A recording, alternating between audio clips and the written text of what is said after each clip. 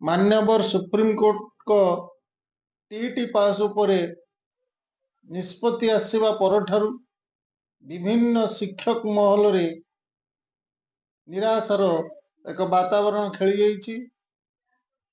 सेमाने चिंता करुछंती चाकरी एते दिन परे दीर्घ 20 वर्ष 30 वर्ष चाकरी कर सारला परे एबे सरकार निष्पत्ति नेउछंती टीईटी पास न कले शिक्षक माने चाकरी हराइबे, जहा सेमानंकु चाकरी प्रति विपद सृष्टि करिछि।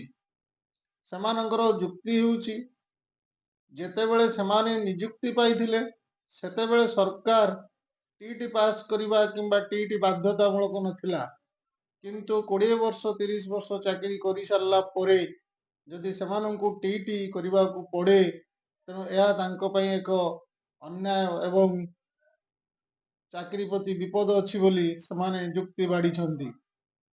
विशेष करी देखा गले उत्तर प्रदेश कथा आलोचना करवा। उत्तर प्रदेश रे पाखापाखि 2 लाख टीचर शिक्षक जे कि टीईटी पास करिनाहांती, सेमाने विभिन्न संगठन माध्यम रे मुख्यमंत्री योगी आदित्यनाथ को सेमाने भेटी ए बाबद रे आलोचना करुछंती, जहा फल रे उत्तर प्रदेश सरकार एथिरे विभिन्न अधिकारी माननकु संश्लिष्ट करी विभिन्न विभाग सहित आलोचना करी एक आईन प्रस्तुत करने को जाउछि, जहा फल रे शिक्षक माननकु आश्वस्ति प्रदान करिवो।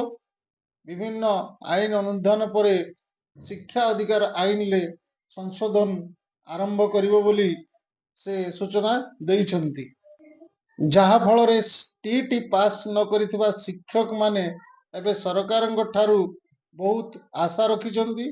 सेमाने चाहिछंती किपरि भविष्यत उभय सेमाने सुरक्षित रही पारिबे।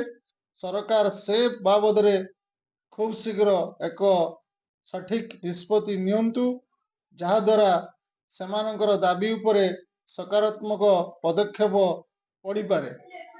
यह द्वारा लक्ष लक्ष शिक्षक उपकार हेबा सहित सेमानंकर परिवार मध्य आश्वस्ति पाइबे।